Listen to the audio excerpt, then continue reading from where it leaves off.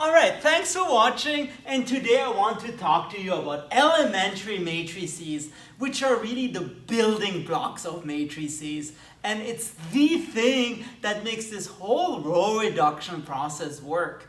Because in earlier linear algebra classes, you learned that you can row reduce a matrix. You have three different kind of row operations. But the question is, how would you tell your computer, hey, switch two rows? The computer only understands matrices, but luckily we have those elementary matrices which encode your row reduction process. And there are three types really. So the type 1, it's my type, okay? It's just interchange two rows away. So the first type of elementary row operation is interchange two rows of A. And let's show that we can encode this in terms of elementary matrices. So for example, if you interchange the rows of 1, 2, 3, 4, 5, 6, 7, 8, 9, let's say the first and the third row, then you get 7, 8, 9, 4, 5, 6, 1, 2, 3. And you can write this in terms of an elementary matrix,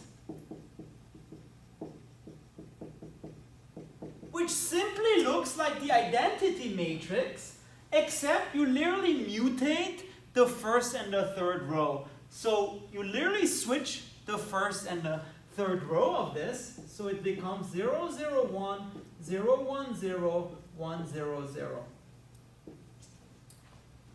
So like the identity matrix, but the first and the third rows are flipped, just like here. And what does that mean? It means that if you apply that elementary matrix to 1, 2, 3, 4, 5, 6, 7, 8, 9, lo and behold, what do you get? 0, 0, 7, so 007, 0, 0, 8, 0, 0, 9, and then 4, 5, 6, 1, 2, 3. Whoa! You precisely get the result of interchanging the first and the third row of your matrix, which is how we can encode row operations. And just two little remarks. So it turns out elementary matrices are invertible, which is true here. So the question is, suppose you flip those two rows and you want to undo it. The way you undo it is simply you do it again. So the inverse of 0, 0, 1, 0, 1, 0, 1, 0, 0 is itself. In particular, it's of the same type. And this will be important in a second. That's one thing. And then you may also ask what happens if you multiply this to the right by your elementary matrix. Then you get something interesting. Then what happens? You get, I believe, 3, 6, 9, 2, 5, 8, and 1, 4, 7. Which means instead of flipping the first and the third rows of your matrix, you flip the first and the third columns. And that's what's called a column operation, which you probably didn't hear of until now, which is kind of cool. So that's the first row or column operation. And well, the second one is also one that you've seen. It's hopefully, if not, welcome to row operations, namely multiply a row of A by a number, non-zero number. For example, 1, 2, 3, 4. If you multiply the second row by 5, then you get 1, 2, 15, 20. And what does the elementary matrix look like? Elementary, my dear Watson. It looks like the identity matrix, except the row you're multiplying in becomes that factor you're multiplying. So 1, 0, 0, 5. And indeed, you can check if you multiply this by 1005, you get 1, 2, 15, 20. And just a couple of notes. Well, how do you undo multiplying by 5? Well, you divide by 5. And again, you get the same type. Because on the inverse of multiplying a row by 5 is still multiplying a row by a number. Here it's 1/5. And if you multiply this matrix to the right, then it doesn't multiply the second row by 5, but the second column. So we get 1, 3, and then 10, 20, I think. No, 8, 20, sorry. No, 10, 20, actually. There's a typo here, but... okay, that's the second one. And the last one, probably the most important one. It's simply add a multiple of a row to the other. Type 3. Add multiple of a row. I guess non-zero multiple of a row to another one.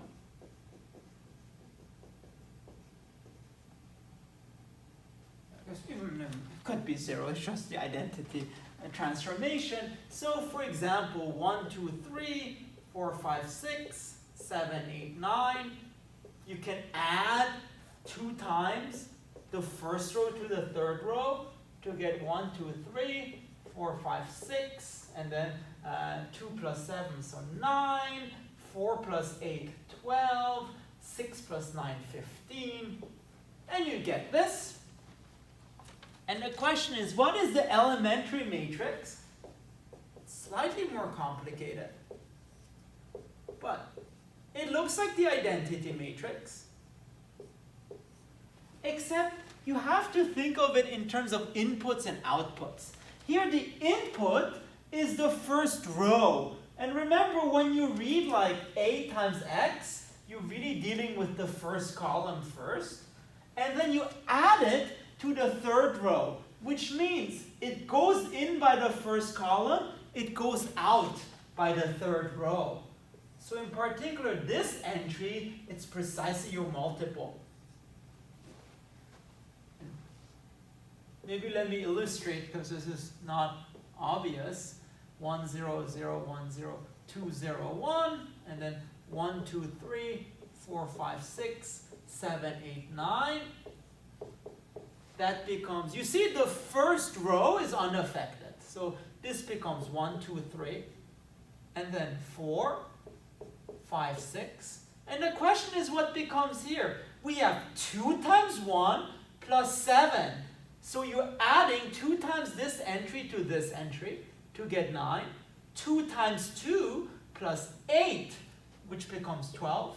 And then 2 times 3 plus 9, which is 15.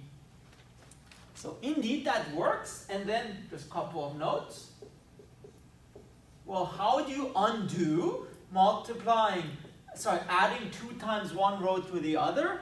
You just subtract 2 times one row to the other. 2, 0, 1 inverse, it's 1, 0, 0, 0, 1, 0, minus 2, 0, 1. And again, it's the same type.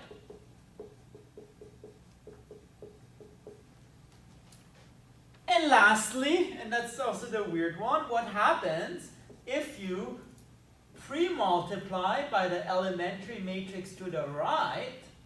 So let's say 1, 0, 0, 0, 1, 0, 2, 0, 1.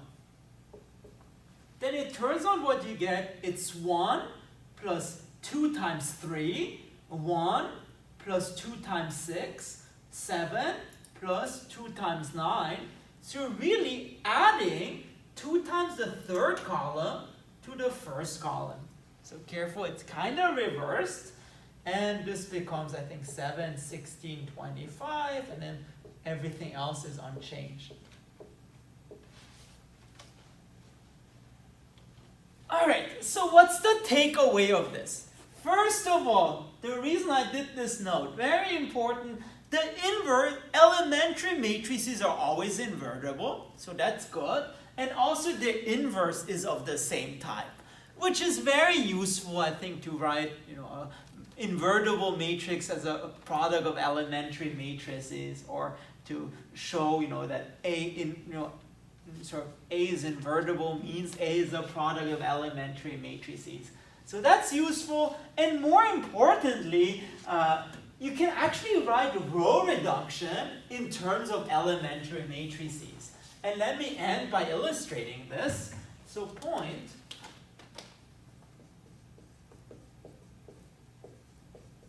row reduction can be written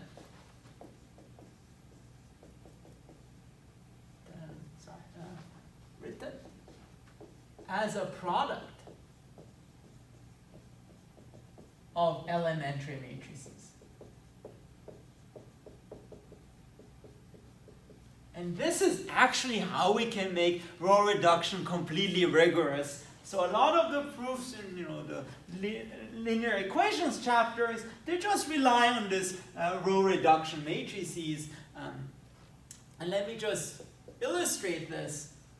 So suppose we have 2, 4, 1, 3, and we would like to row reduce this. How do we do this? Well, first let's write the row reduction process. You see what you do here, you multiply this by 1/2 to get 1, 2, 1, 3, and then you add -1 times the first row to the second row to get 1, 2, 0, 1. And for now, we're happy with that. This is the row echelon form. So we start by this, and we end by this. What does that mean? It means that if you start with this matrix,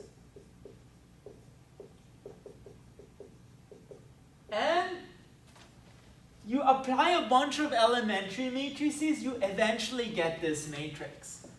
So if you take this matrix, do a bunch of stuff, you get this matrix. And what do we do? Well, first of all, we multiply the first row by 1/2, and this elementary matrix was 1/2, 0, 0, 1. And then we added -1 times the first row to the second row. So we have the identity matrix. And remember, it goes from here to here. So -1 times the first row goes to the second row. So we have this.